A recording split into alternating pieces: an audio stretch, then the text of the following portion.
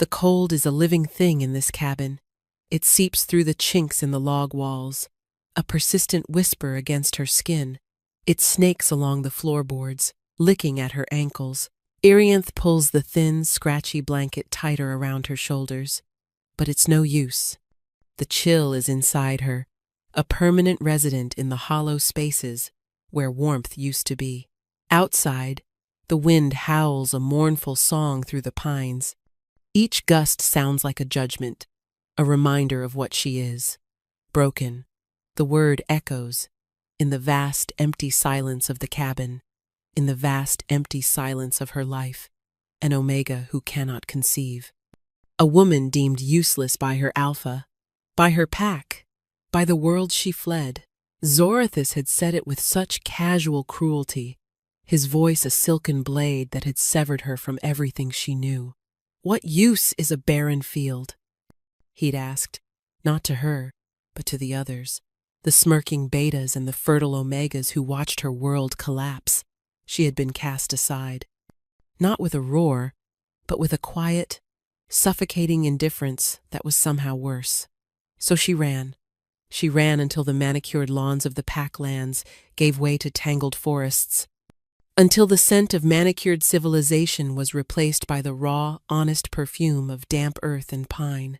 She found this cabin, a forgotten relic left by some long-dead trapper, and made it her sanctuary, her prison.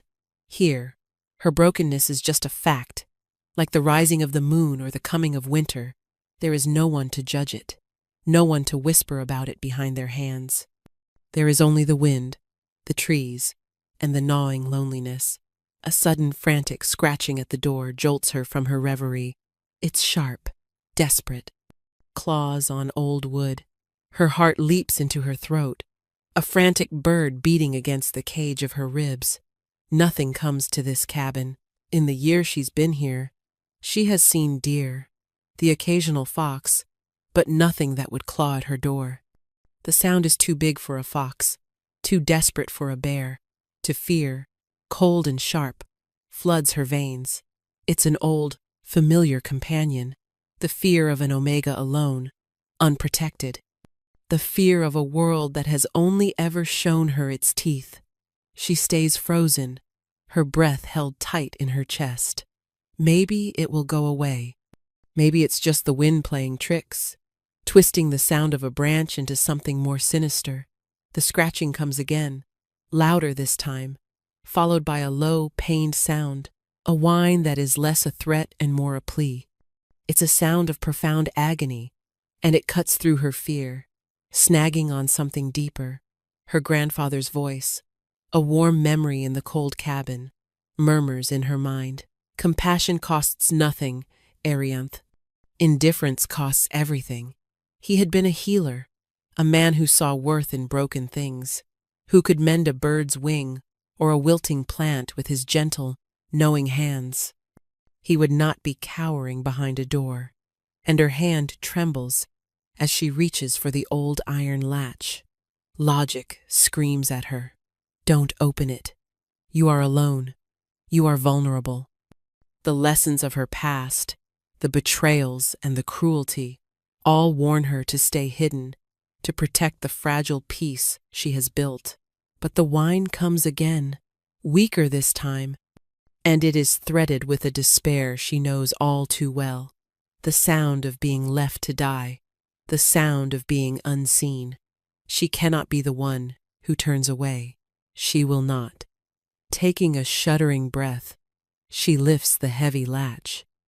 The door groans open on stiff hinges, letting in a blast of rain-soaked, freezing air, and she sees him. From Annie Fording, on her porch, half collapsed in a pool of rain and what looks sickeningly like blood, is a wolf. But it is like no wolf she has ever seen.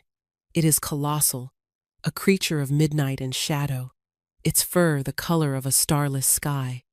Its size is unnatural, bigger than any wolf of the northern woods. One massive shoulder is matted with blood, a raw, ugly wound torn into its flesh. Its breathing is a shallow, ragged rasp. Her fear returns, a tidal wave that threatens to drown her.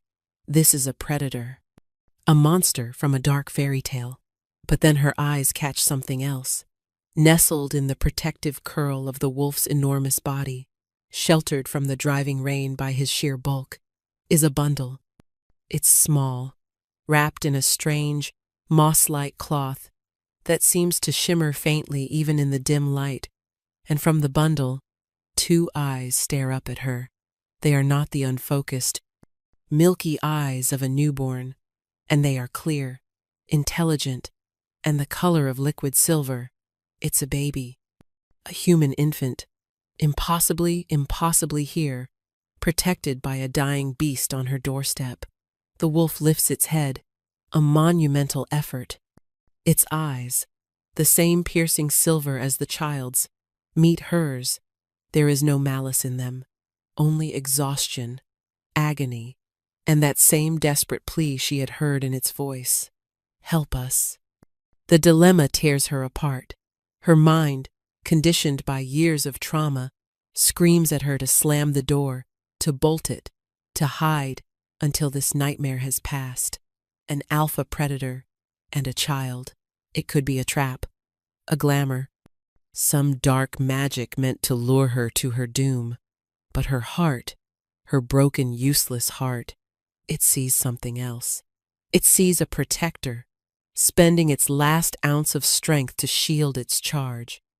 It sees a vulnerable infant, alone in a storm.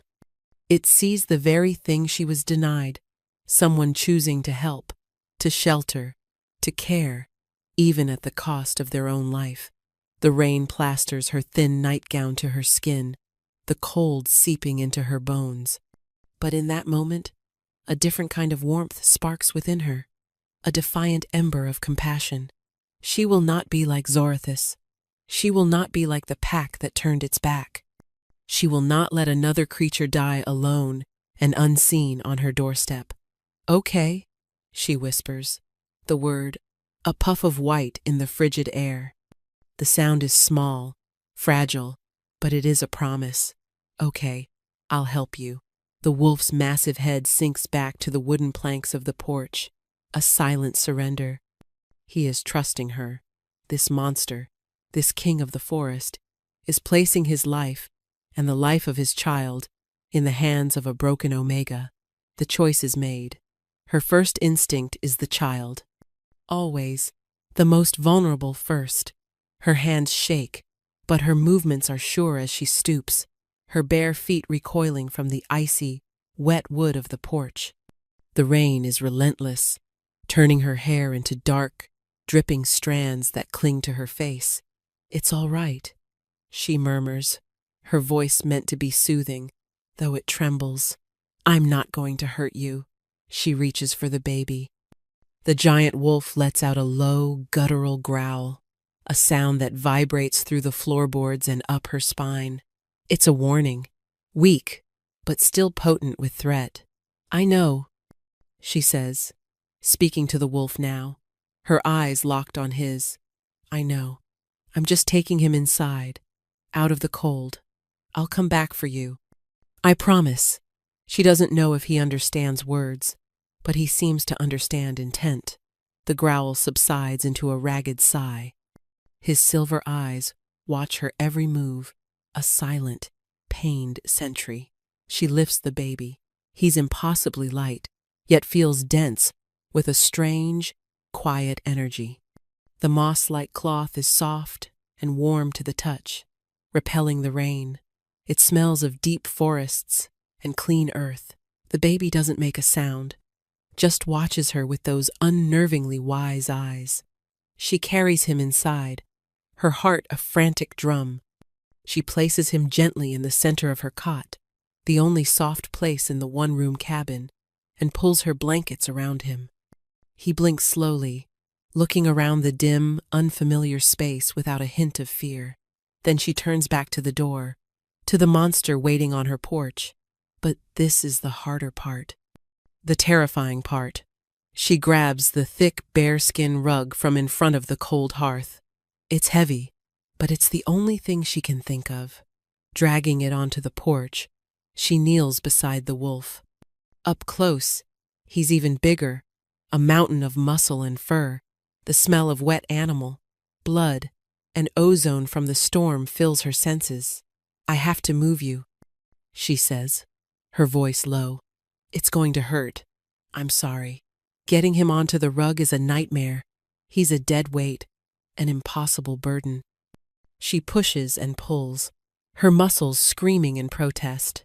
She's slick with rain and his blood, her tears mingling with the downpour on her cheeks. He lets out a soft moan of pain as she jostles his injured shoulder, and guilt lances through her. But finally, after what feels like an eternity of grunting, straining, and whispered apologies, he is on the rug. Hauling him across the threshold is another monumental task. The friction of the rug against the wooden floor is immense. She puts her back into it, her feet slipping, her breath coming in harsh, sobbing gasps. Inch by agonizing inch, she pulls him inside. She has done it. She has invited the dangerous, the wild, the unknown into her tiny, sacred, safe space. The door, which she finally manages to slam shut against the storm, feels like the closing of a chapter. Her life of quiet, miserable isolation is over. She collapses against the door, shivering and spent, her gaze fixed on the two impossible creatures now occupying her home. The silent, silver-eyed baby on her bed, and the giant, bleeding wolf on her floor. The threshold has been crossed. There is no going back.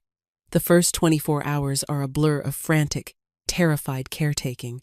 Arianth's first priority is the fire. The cabin's chill has deepened with the wetness she and the wolf brought in. She stuffs the stone hearth with dry wood from the dwindling pile by the wall, her hands clumsy and trembling. When the flames finally catch, casting a warm, dancing light across the room, she lets out a breath she didn't realize she was holding.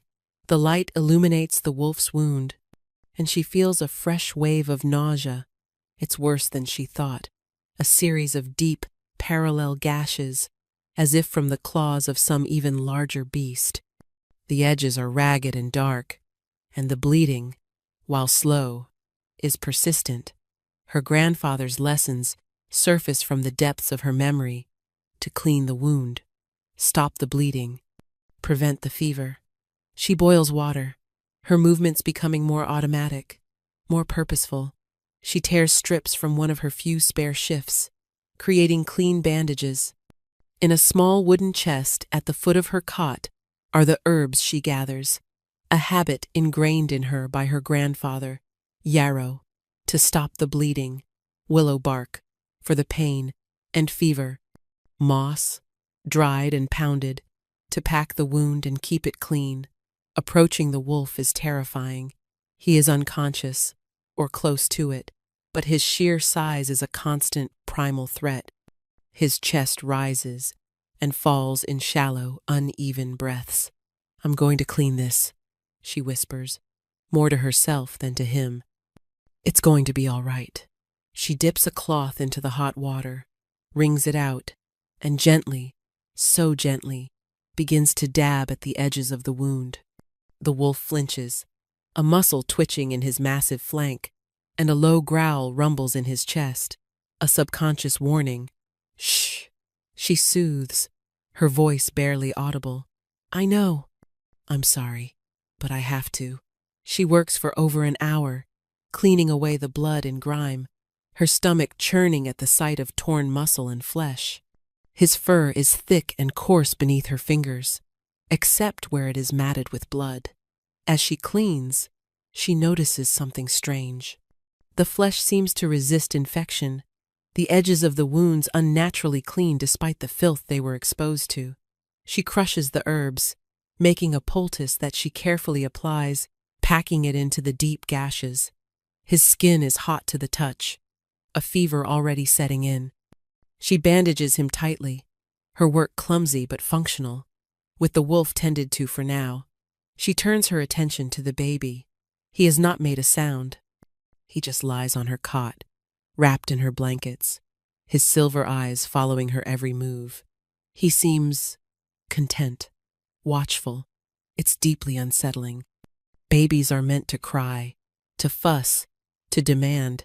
This one simply observes. She checks his strange, mossy wrapping. It's not a diaper in any traditional sense, yet it is clean and dry. She has no milk, no food for an infant. Panic begins to bubble in her chest. What is she going to do? As if sensing her distress, the baby's gaze shifts to a small leather pouch tied to the wolf's massive, uninjured leg. She hadn't noticed it before. Hesitant, she approaches the wolf again and carefully unties it. Inside is a small, smooth stone, cool to the touch, and a water skin made of some material she doesn't recognize. When she uncorks the water skin, a faint, sweet smell, like nectar and spring water, wafts out. On instinct, she dips her finger in the liquid and offers it to the baby. He latches on immediately, his suckling gentle but firm. His silver eyes close in contentment. It's some kind of nourishment. Relief washes over her, so potent it makes her knees weak. A routine begins to form in the small, firelit cabin, an absurd domesticity in the face of the impossible. Every few hours, she gives the baby the sweet liquid from the water skin. She cleans and reapplies the poultice to the wolf's wounds. She keeps the fire roaring, a bastion against the storm that continues to rage outside. The silence is the hardest part. It's a heavy, oppressive blanket. She's used to being alone, but this is different. This is a silence filled with the ragged breathing of a dying predator and the unnervingly quiet presence of a child. On the second day, she starts to talk. At first, it's just practical things. Whispered to her strange house guests, "I need to fetch more water. The fire is getting low." But the silence pushes back, demanding more. And so, she begins to fill it. She talks to the baby as she feeds him, his tiny hand wrapped around her finger. "I don't know what to call you," she says softly. "You have eyes like a little star. Maybe starlight?" "No, that's silly." He just watches her, his expression placid. It's easier to talk to the wolf. He is unconscious, a silent confessor. She sits by his side, replacing the warm, damp cloths on his head to fight the fever, and the words just spill out. A dam of loneliness breaking. "He told me I was broken," she whispers, her voice thick with unshed tears as she smooths the fur on his great head. It is surprisingly soft. "Zorathis, my alpha, he said I was a barren field, that my only purpose was to give him strong pups, and I couldn't even do that. He didn't even look at me when he said it." She pauses, the memory of fresh, stabbing pain. They all just watched. No one said anything. No one helped me. They just let him discard me, like I was nothing. She talks about her grandfather, his kindness a stark contrast to the cruelty she's known. "He taught me about these herbs. He said, the forest holds a cure for every ailment.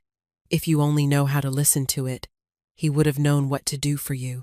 He would have saved you without a second thought."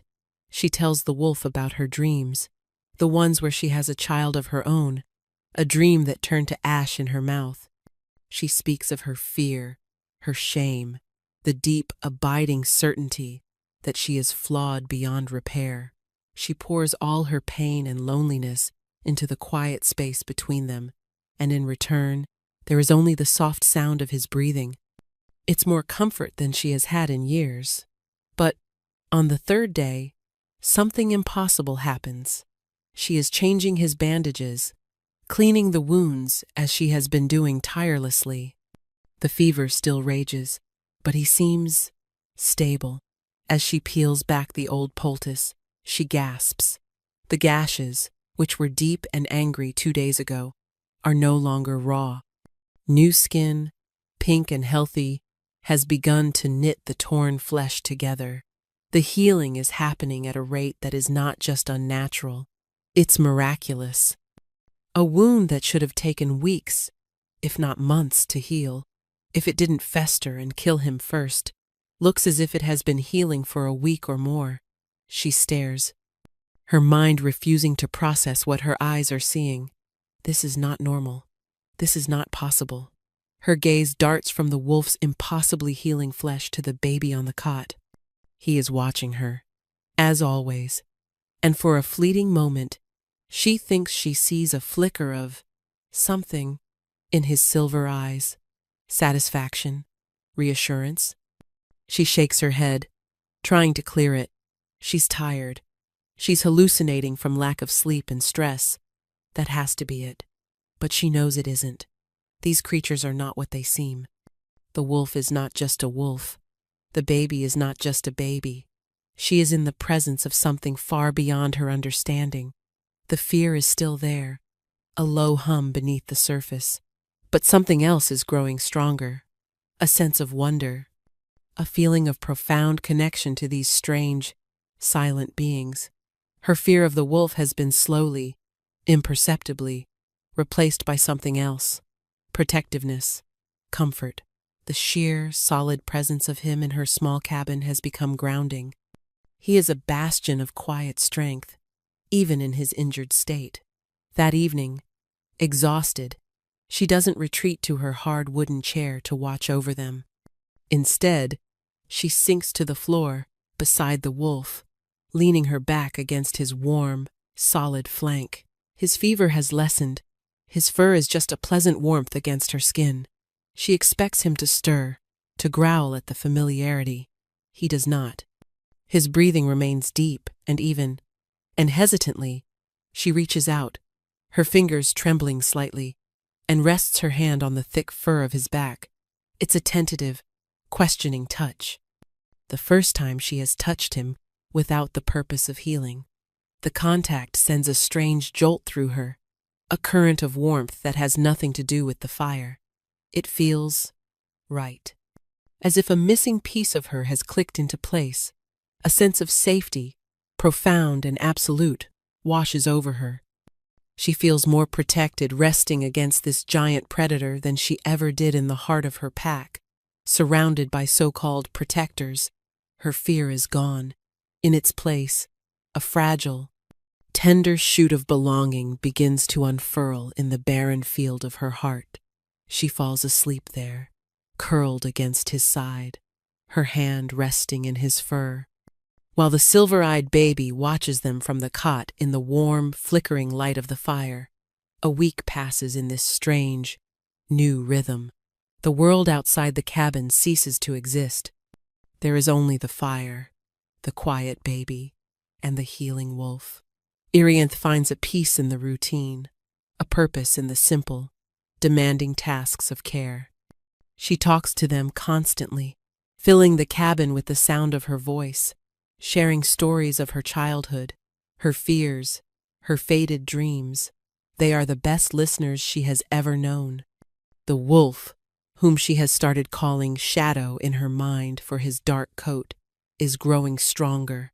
His wounds are nearly closed, miraculous pink scars in the thick black fur. He is awake more often now, his intelligent silver eyes following her as she moves about the cabin. He still hasn't moved from the rug, but there's a new alertness in him, a coiled power returning to his massive frame. She is no longer afraid to touch him. She often finds herself stroking his head or leaning against his side as she feeds the baby. The contact is reassuring, a silent conversation that speaks of trust and a strange, burgeoning affection. The baby remains a tiny, quiet enigma. She has named him Leo, for the quiet strength he seems to possess. He has started to make small cooing sounds when she speaks to him, and sometimes a ghost of a smile touches his lips. He never cries. Not once. His serenity is as supernatural as the wolf's healing. It is on a crisp, clear morning, the storm having finally broken, that her fragile world is shattered. A loud, arrogant voice bellows from outside the cabin. "Irianth, I know you're in there.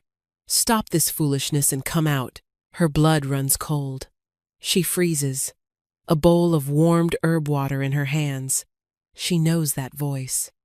It's a sound that haunts her nightmares, the voice that pronounced her broken, that cast her out.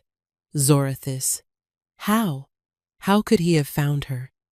She had run so far, covered her tracks, hidden herself in the heart of the wild. It should have been impossible. On the floor, the wolf tenses. Every muscle in his body goes rigid.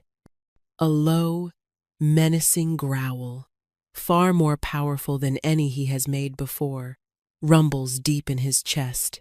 His silver eyes are fixed on the door, burning with a cold, lethal fury. The hackles on his neck and back rise, turning him into an even more formidable silhouette. "Don't ignore me, you broken bitch!" Zorithus shouts, his voice closer now. "I am your alpha. You will show me respect." The door rattles as he slams his fist against it, panic claws at Irianth's throat. He can't come in. He can't see them. Her mind races, desperately searching for an escape, a place to hide her impossible charges. But there is nowhere. The cabin is one small room. The door splinters.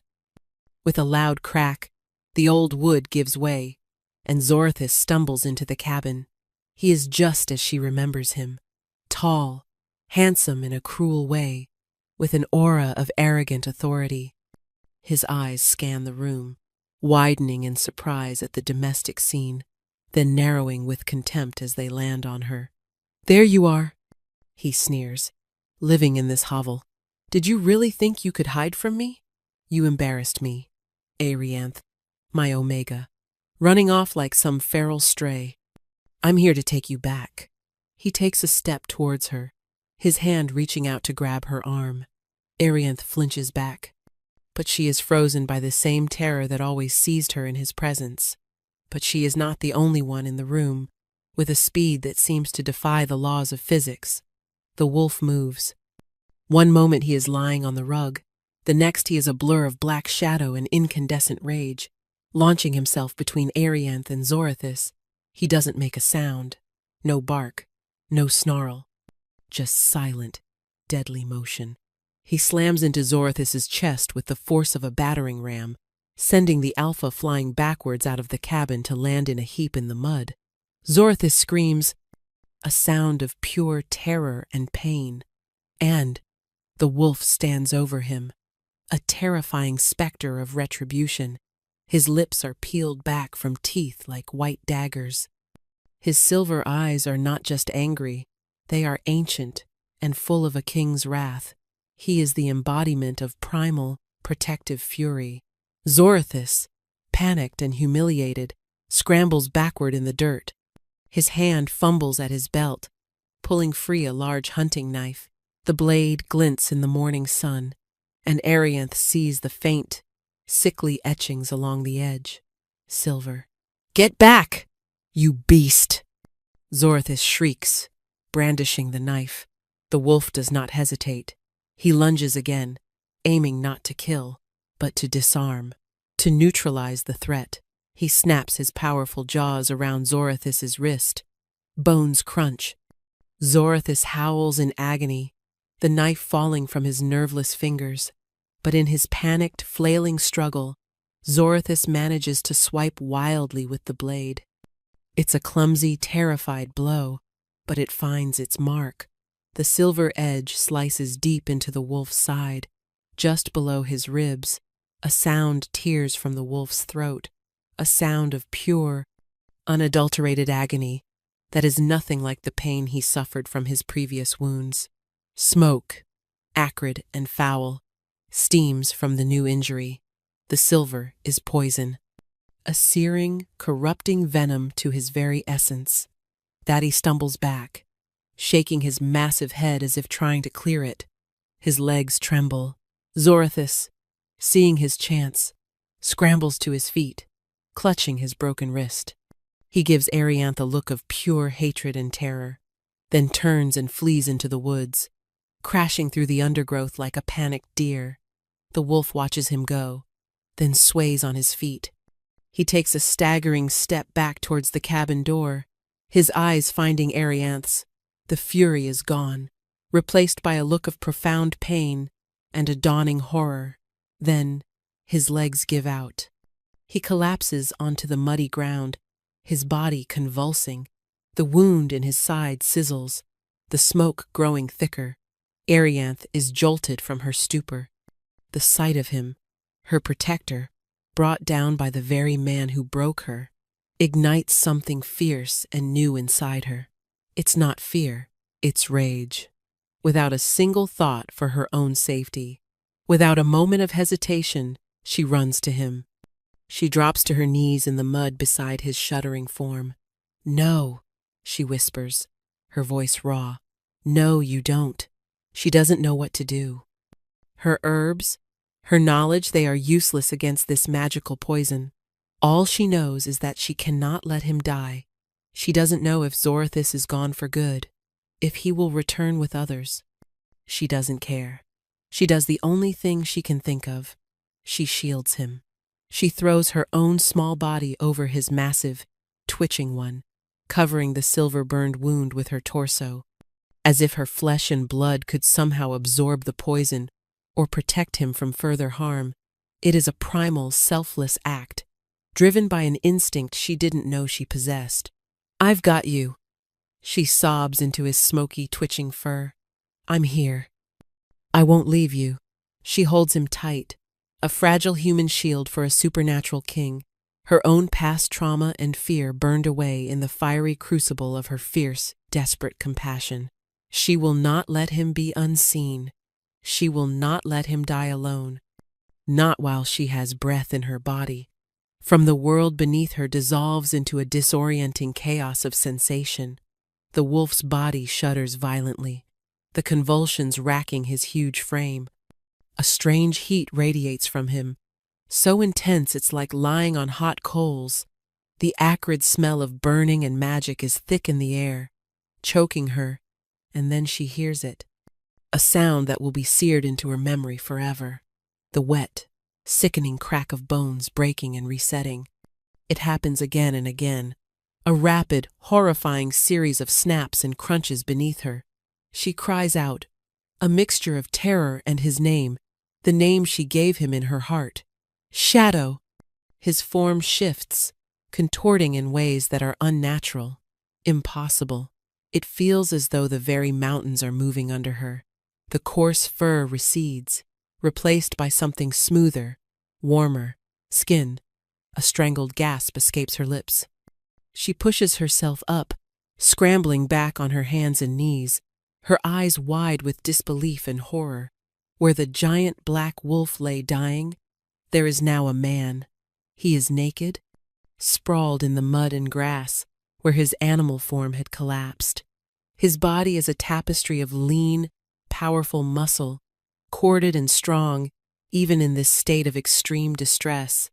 His skin is pale, almost luminous in the morning light, marred by dirt, blood, and the still smoking, silver-burned gash in his side.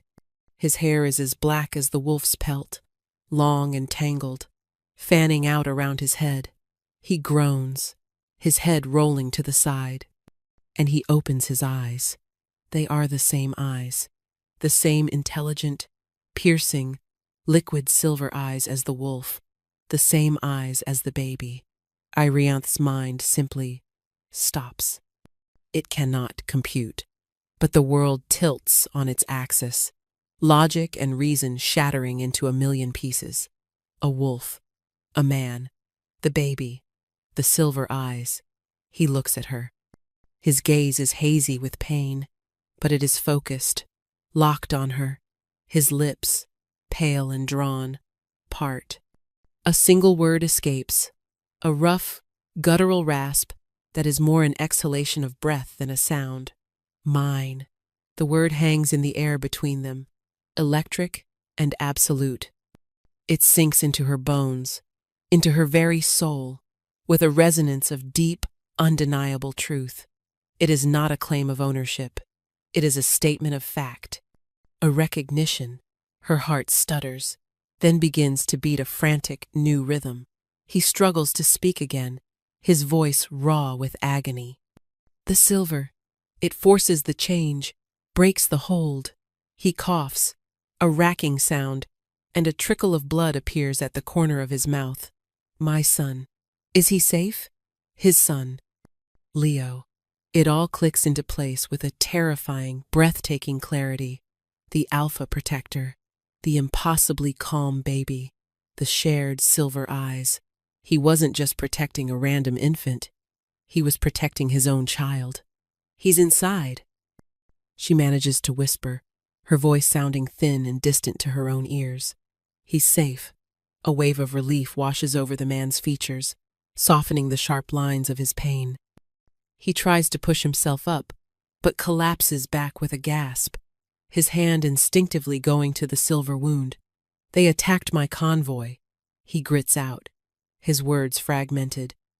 "Rival clan, use silver, cowards." He looks at her again, and there's a desperate urgency in his eyes now. "I followed your scent, for miles." A beacon. Thought I was imagining it. Her scent? What could he possibly mean? She smelled of wood smoke and herbs and loneliness. "My mate." He breathes, the words so soft she almost misses them. The fates are not without their little jests. And to be saved by the one I was destined to find. Mate, the word, the concept, is so alien, so deeply ingrained in the pack world she left behind. Yet hearing it from him feels different. It doesn't feel like a brand of ownership, the way Zorothis had always used it. From this impossible man's lips, it sounds like a prayer, like a homecoming, her broken omega scent. The scent that marked her as undesirable, as useless. He had called it a beacon. The world spins. She is not just a hermit who found a stray wolf. She is a... what? The mate of a man who can turn into a wolf? A shifter? The creatures she'd only heard of in whispered legends, stories told to scare pups. And he is not just any shifter. The power that radiates from him, even now, when he is wounded and vulnerable, is immense. It's an aura of ancient command, of raw, untamed authority. He's an alpha. Not like Zorothis, a petty tyrant ruling a small territory. This man is something more, a king. Disorientation gives way to a fierce, renewed sense of purpose. He is a man now, but he is still hurt. He is still her patient. "We have to get you inside," she says, her voice gaining a sliver of its former strength. She forces herself to move, to crawl back to his side. "Can you stand?" He shakes his head, his jaw tight with pain. The silver, it saps the strength, burns from the inside. She looks at his powerful frame, then at her own. Getting the wolf inside was hard enough. Getting the man inside seems impossible. But she will not leave him out here. "We'll do it," she says, with a conviction that surprises even herself. "I'll help you. It is a slow, agonizing process." He leans on her, his arm draped over her shoulders, his weight almost crushing her. Every step is a fresh wave of agony for him, his groans of pain tearing at her heart. She supports him, her own muscles straining, whispering words of encouragement, her cheek brushing against the cool skin of his bare chest. The contact is intimate, terrifying, and yet feels profoundly natural. They stumble through the broken doorway and collapse onto the bearskin rug, the same rug where he had lain as a wolf. They are a tangle of limbs, both gasping for breath, covered in mud and blood. For a long moment, they just lie there, the world shrinking to the sound of their harsh breathing and the crackle of the fire. He is a king, a shifter. He is the father of the child on her bed, and he has just called her his mate. But her quiet, broken life is not just over. It has been utterly and irrevocably annihilated. In its place is a terrifying, bewildering, and strangely hopeful new reality. She looks from the pained, gorgeous face of the man on her floor to the calm, silver-eyed baby watching them from the cot. Her small cabin has become the sanctuary of a king and his heir. And she, the broken Omega, is somehow at the center of it all. The following days are a study in surreal intimacy and tension. The man he tells her his name is Corvain Heels, but at a human pace. The silver has ravaged his system, stripping away his supernatural recovery abilities. He is weak, vulnerable, and completely at her mercy. The power dynamic has shifted, and it's a palpable thing in the small cabin. He is a king, used to command, yet he cannot even sit up without her help. She, the outcast, is now his sole caretaker. She cleans and dresses his wound, which is an ugly, puckered thing that refuses to heal cleanly. She spoons broth into his mouth. She helps him drink water. This intimacy is a constant source of friction. He is ashamed of his weakness, his pride wounded as deeply as his flesh. He is curt, his words clipped, his silver eyes often stormy with frustration. He tries to maintain a distance, a regal authority, but it's impossible when she is changing his bandages, her fingers gently probing the tender flesh of his side. "I can manage," he would growl, trying to push her hands away, only to hiss in pain from the effort. "Be still," she would reply, her voice soft but firm, refusing to be intimidated. "You'll tear the stitches." She had used her grandfather's fishing line and a sterilized needle to close the wound, a gruesome task that had left them both shaking. He would fall silent, his jaw tight, and allow her to minister to him, his gaze fixed on the ceiling, anywhere but on her face. But Irene sees through the gruff exterior. She sees the flicker of gratitude in his eyes when she brings him a cool cloth for his fevered brow. She sees the way his muscles relax almost imperceptibly when she is near, and she sees the guilt. It's a heavy shadow in his eyes, a constant, silent presence. One evening, as the firelight paints dancing shadows on the walls, he finally gives it a voice. "You should leave," he says abruptly, his voice a low rasp. He's propped up against the wall, a blanket covering his lower body. The firelight plays over the hard planes of his bare chest and shoulders. Irene, who is rocking Leo gently by the hearth, looks up in surprise. "What are you talking about?" "You can't even walk yet. That man, Zorothis, he will be back," Corvain says, his gaze dark. "He will bring others. And the ones who attacked me, they are still out there. They are hunting for my son. You are not safe here. With me." He is trying to push her away, for her own good.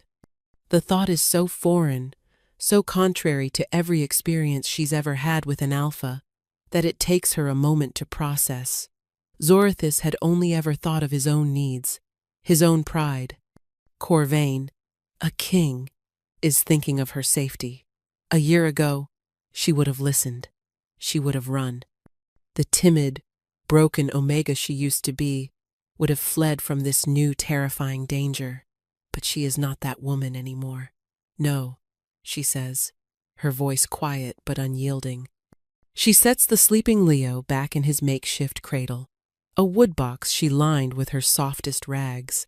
She rises and walks over to Corvain, kneeling before him so they are at eye level. "I am not afraid of Zorothis," she says, and is shocked to find that it's true. After seeing Corvain's protective fury, Zorothis seems like nothing more than a posturing bully. "And I am not leaving you. Or Leo. You don't understand." He insists, his voice tight with frustration. "My world is violent. It is dangerous. You are human. You are fragile. I have survived this long on my own," she counters, a spark of defiance in her eyes. "I am not as fragile as you think. I chose to help you when you were a wolf on my doorstep. I am choosing to stay now." She reaches out, her hand hesitating for a moment before she gently places it on his chest, over his heart. She can feel the steady, strong beat beneath her palm. "You feel like home," she confesses, the words a vulnerable whisper. "Your presence, even when you were a wolf, made me feel safer than I have ever felt in my life." "I'm not running from that." His stormy eyes soften, the frustration giving way to a raw, aching vulnerability. He covers her hand with his own, his large, calloused fingers engulfing hers. The touch is electric, a silent acknowledgement of the truth in her words. of the bond that hums between them. Irianth. He breathes her name, and it sounds like a lament, like a prayer. The moment is broken by the arrival of his people. They come silently, moving through the forest like ghosts. One moment, the woods are empty. The next, they are surrounded. Two large shifters, in their human forms, appear in the broken doorway. They are hard-faced and armed, their eyes scanning the cabin before they drop to one knee, their heads bowed in deference to Corvain. "My king," one of them says, his voice rough with relief. "We tracked the silver scent. We feared the worst." Corvain's kingly demeanor returns in an instant. His back straightens. His voice rings with authority. "Report, Vathar.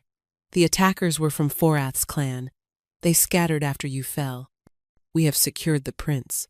The shifter Vathar finally looks at Arianth, his eyes narrowed with suspicion and curiosity. "Who is the human? The days that follow are a whirlwind." Corvain's warriors establish a perimeter around the cabin. The tiny, isolated hovel becomes the temporary command post of an alpha king. A woman arrives, a stern, older shifter named Eusoria, who takes over Leo's care with an efficiency that is both a relief and a small, sharp pain in Arianth's chest. She feels displaced. Corvain is healing quickly now that he has the care of his own healers. He is getting stronger, more distant. He is a king again, and she is just a human woman who happened to be in the right place at the right time. The intimate bubble of their shared vulnerability has burst. The other shifters treat her with a wary, cautious respect. She is the human who saved their king, but she is still just a human, an outsider. She sees it in their eyes. A few, like a sneering, ambitious beta named Dramos, are more open with their disdain. He sees her as a weakness, a liability. But one evening, the main contingent of Corvain's court arrives, having made the journey from their stronghold. They set up a large, luxurious pavilion near the cabin, and Corvain, now able to walk, moves into it. But the cabin suddenly feels cavernous and cold again, empty. He summons her to the pavilion. It is filled with rich furs and tapestries, a stark contrast to her Spartan life. His inner circle is there: Vathar, Wysoria, Dramos, and a few others. They are discussing strategy, their voices low and serious. Corvain sits in a large carved chair, a king on his throne. He looks magnificent, powerful, and utterly out of her reach. He is dressed in dark leathers, and he radiates an authority that makes the air crackle. Dramos smirks at her as she enters, his eyes filled with derision. "Our king's little pet has arrived," he says, just loud enough for everyone to hear. Vathar shoots him a warning glare, but Corvain's face is an unreadable mask of stone. "We are holding a council of strategy," Corvain says, his voice formal. "We will be drinking ceremonial wine. Dramos, as you are so observant, you may instruct the human on her duties. She will serve." Arianth's blood turns to ice. The humiliation is a physical blow. Serve wine, like a servant, a joke, a way to put her in her place, to show everyone that whatever happened in that cabin meant nothing. It's a test, and a cruel one. Dramos's grin is triumphant. He thrusts a heavy silver carafe and a set of goblets at her. "The king first, of course," he sneers. "Don't spill it, human." Her hands tremble. Every instinct screams at her to throw the wine in his smug face, to turn and run back to her empty cabin. But then she looks at Corvain. His face is impassive, but his silver eyes are fixed on her, and there is a flicker of something in their depths. A challenge? A plea? She doesn't know, but she will not let them break her. She will not let them see her shame. She is more than Zorothus's broken omega. She is more than Dramos's joke. She takes the carafe. Her mind races back to her grandfather's lessons.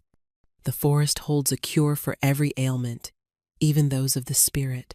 Her fingers brush against the small leather pouch she always wears at her belt, filled with dried herbs. There is one in particular. Winter calm. A simple, common herb. Not a poison, not a drug, just a mild root that, when steeped in wine, was said to clear the head and soothe a troubled spirit. Her grandfather used to give it to her in tea when she had nightmares. In 7, with her back turned to the others, as she pretends to wipe a smudge from the goblet, her movements are swift and sure. She pinches a tiny, almost invisible sliver of the dried root from her pouch and drops it into the goblet meant for Corvain. It dissolves instantly. She turns, her expression serene, her hands steady. She walks to Corvain, kneels gracefully as a servant would, and offers him the wine. She doesn't look at him. She keeps her eyes demurely lowered. He takes the goblet, his fingers brushing hers. The contact is a small, familiar shock. He raises it to his lips. The whole room is watching. Dramos is practically vibrating with smug satisfaction. Corvain takes a slow, deliberate sip. He pauses. He does not look at Dramos. He does not look at his warriors. He looks only at her. His silver eyes widen, just slightly. A dawning realization spreads across his face. He knows. He recognizes the faint, earthy taste. The scent of the poultices she used on his wounds. The teas she brewed to fight his fever. It is the scent of her care, of her quiet strength. And he takes another, deeper drink, his eyes never leaving hers. The shouting, the strategy, the politics of his court, it all fades away. The anger and tension in his shoulders visibly ease. The mask of the king slips, and for a fleeting, breathtaking moment, she sees the man from the cabin, her Corvain. He falls silent. The entire pavilion is wrapped in his sudden, absolute stillness. His silence is more powerful than any roar, more commanding than any order. It is a silence of awe, of reverence. He knows what she did. She didn't lash out. She didn't run. She met their cruelty, not with weakness, but with healing, with care. She answered their challenge with a quiet act of intimate knowledge, a secret shared only between the two of them. She reminded him not of who he was a king, but of what she had been to him, his savior. Dramos's smirk falters, confusion clouding his features. The other shifters look from their silent king to the kneeling human woman, a new, dawning respect in their eyes. In that moment, she is not a pet. She is not a servant. She has proven, without a single word, the depth of her connection to their king. She has won. Corvain slowly lowers the goblet. He reaches out and places his hand under her chin, gently tilting her face up to his. His thumb strokes her cheek. "Enough," he says, his voice soft, but carrying to every corner of the pavilion. "The command is not for her. It is for everyone else. Leave us." The silence of the pavilion after his warriors depart is a living thing. It's filled with unspoken words, with the crackle of the fire in the central hearth, with the frantic beating of Arianth's own heart. She is still kneeling before him, his hand still warm against her skin. He slowly withdraws his touch, and the loss of it is a physical ache. He sets the goblet aside, the movement deliberate, measured. "Winter calm," he says, his voice a low murmur. "It's not a question." She nods, unable to find her voice. "My mother used to give it to me when my father's temper flared," he continues, his gaze distant, lost in a memory. She said it did not dull the senses, but sharpened them to what was truly important. He looks at her then, his silver eyes piercing, intense. "You have a habit of doing that." He rises from his chair and walks to the entrance of the pavilion, pushing aside the heavy flap to look out at the night. The moon is high and full, casting a silvery glow over the forest clearing. "I was wrong to test you like that," he says, his back still to her. It was cruel. It was the act of a cornered man, not a king. Why? She finally whispers, finding her voice. Why push me away? Why humiliate me? He turns to face her, and the raw vulnerability on his face steals her breath. The king is gone again, and only the man remains. Because I am terrified, Arianth. The confession hangs in the air, so contrary to the powerful being before her that she can barely comprehend it. I have been king since I was barely more than a boy, he says, his voice ragged with emotion. I have fought wars. I have faced down creatures you cannot imagine. I have never known fear, not true fear. Until now, he takes a step towards her. I fear what Zorothus will do when he returns. I fear what Foreth will do to get to my son. But most of all, he takes another step, his gaze locking with hers. I fear what they will do to you. The bond of fated mates is a legend, even to us, a fairy tale. I never believed it was real, until I was bleeding out in the forest, and your scent, it was like the first breath after drowning. It pulled me forward. It gave me the strength to reach your door. He is standing before her now, so close she can feel the heat radiating from his body. When I saw that man lay his hands on you, he says, his voice dropping to a harsh, guttural whisper, I felt a rage I have never known. I would have torn the world apart to protect you, and that is a weakness an enemy can exploit. My love for you, it is a weapon that can be aimed at my own heart. His love for her, he said it. The words she never thought she would hear from anyone, let alone a king from another world. Her own fear, her own insecurities, they all seemed to melt away in the face of his raw, honest confession. He is not pushing her away out of arrogance or cruelty, but out of a fierce, desperate need to protect her. And in that moment, she understands.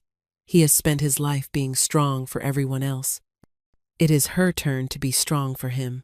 Being afraid doesn't make you weak, Corvain, she says, her voice gaining strength, clarity. She rises to her feet, so she is facing him as an equal. It makes you human. Or whatever part of you is like a human. A small, shaky smile touches her lips. You think I'm not afraid? She continues, her hand instinctively going to her heart. My entire life has been ruled by fear. Fear of not being good enough. Fear of being hurt. Fear of being alone. But being with you, that fear is quieter. Because for the first time, I feel like I am not facing it alone. She reaches out, her hand mirroring the gesture he made earlier, and gently touches his cheek. His skin is warm, slightly rough with stubble. Don't push me away to protect me. Let me stand beside you. Let me face the dangers with you. You saved me from Zorothus, but I saved you first. We are stronger together. At that moment, a small sound comes from outside the pavilion. It's Wysoria, the older shifter woman, holding a fussy Leo.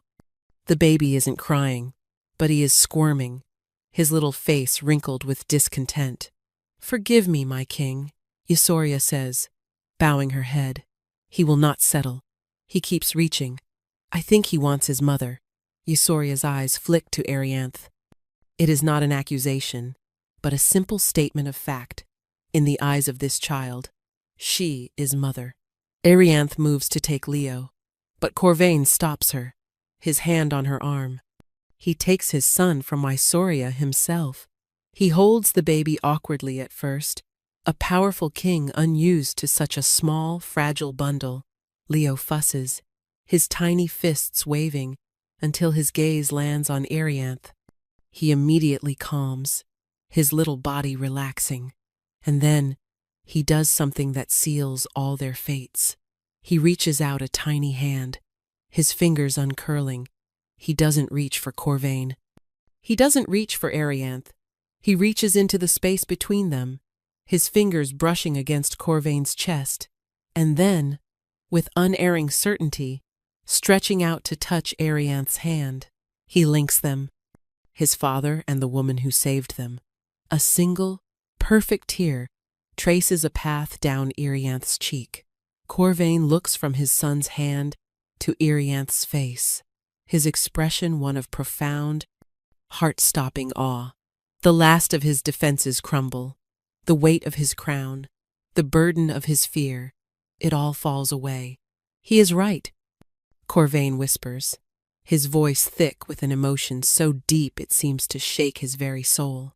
My whole life, I have been a king, a warrior, a son, but I have never been whole. Until now.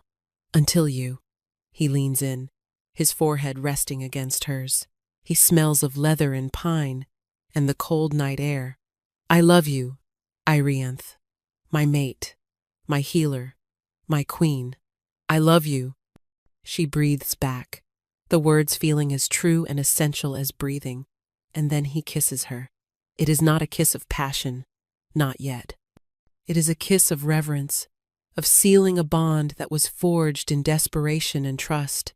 It is gentle and searching, and tastes of wine and winter calm, and the promise of a future she never, ever dared to dream of. It is the end of her loneliness. It is the beginning of everything. It is the universe, which had been so cold and empty, finally, righting itself. 6 months later, the air in the great hall of Corvain's mountain stronghold is thick with the scent of roasting meat, pine resin from the torches, and the collective, excited energy of hundreds of shifters. It's a far cry from the quiet solitude of her cabin, but Irianth feels more at home here than she ever did in the stifling, manicured world of her old pack. She stands beside Corvain on a raised dais, little Leo held securely in a sling against her chest. She wears a gown the color of the deep forest, embroidered with silver thread that depicts a wolf and a spray of winter calm.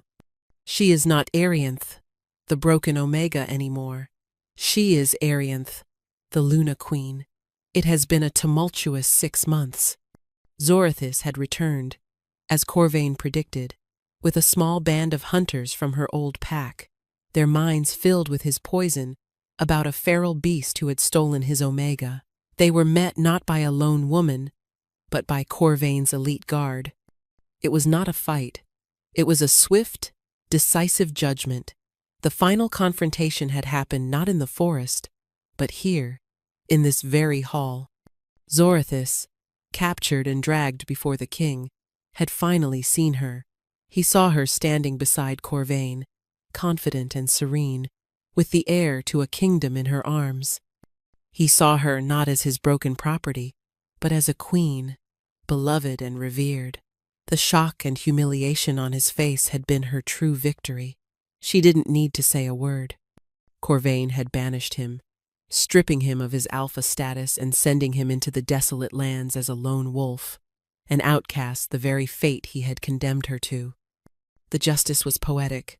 The threat from Forath's clan still loomed, a shadow on the horizon, but it was a threat they faced together. Her knowledge of herbs, of human tactics, had proven surprisingly useful in Corvain's war councils. She was not just a symbol on his arm, she was a partner. Her quiet wisdom, a counterbalance to his warrior's strength. The pack had come to respect her, to see her as their queen, not just by fate, but by merit. Dramos was now one of her most loyal guards, his earlier sneers replaced by a fierce, grudging admiration. Tonight is the formal ceremony, the presentation of their union to the allied clans. It is a night of celebration, of cementing their new beginning. As Corvain leans down, his lips brushing her ear. "Are you happy?" he murmurs, his voice a low rumble that only she can hear over the din of the hall. She turns to look at him, at his handsome, beloved face. The lines of stress and fear that had been etched there in the cabin are gone, replaced by a deep, abiding contentment. He is a king, yes, but he is also a mate, a father. He is whole. "More than I ever thought possible," she answers, and her voice is true and clear. Leo stirs against her chest, making a small, happy sound in his sleep. He smells of milk and sweet baby powder. He is the living, breathing symbol of their impossible love, a bridge between two worlds. Her once barren arms are now full. Her once empty heart now overflows. Later, when the celebrations have quieted and the great hall is empty, save for the flickering torchlight, they stand on a balcony overlooking the moonlit valley. The snow-capped mountains rise around them like silent, ancient guardians. Leo is asleep in his cradle inside, watched over by a fiercely protective Isoria. Arianth leans her head against Corvain's strong shoulder, his arm wrapped securely around her waist. They stand in comfortable silence for a long time, simply breathing in the cold, clean air, together. "It's funny," she says softly, her gaze on the distant stars. "All my life, I was told my worth was in my womb, that because it was broken, I was broken." Corvain's arm tightens around her, a gesture of comfort, of silent anger at the fools who had hurt her. "But they were wrong," she continues, a gentle smile gracing her lips. "My weakness, it wasn't a weakness at all. If I had been a proper Omega, happy and with pups, I would have stayed. I would never have run to that cabin. I would never have been there when you needed me." She turns in his arms to face him, her hands coming up to cup his jaw. "My perceived flaw, my brokenness, it was the path that led me to you. My compassion, the thing they saw as foolish sentimentality, was the key that unlocked our whole world." He looks down at her, his silver eyes luminous in the moonlight, filled with a love so profound it makes her soul sing. He sees her, all of her, the scars and the strength, the past and the future. "You were never broken, my love," he whispers, his voice thick with emotion. "You were just waiting for me." He lowers his head and kisses her, a deep, passionate kiss filled with the promises of a lifetime of nights just like this. A lifetime of love, of family, of belonging. She was not a barren field. She was a hidden garden, waiting for the one person who knew how to make her bloom. And here, in the arms of her wolf king, under the silent watch of the stars, Arianth, the once broken Omega, was finally, truly, gloriously home.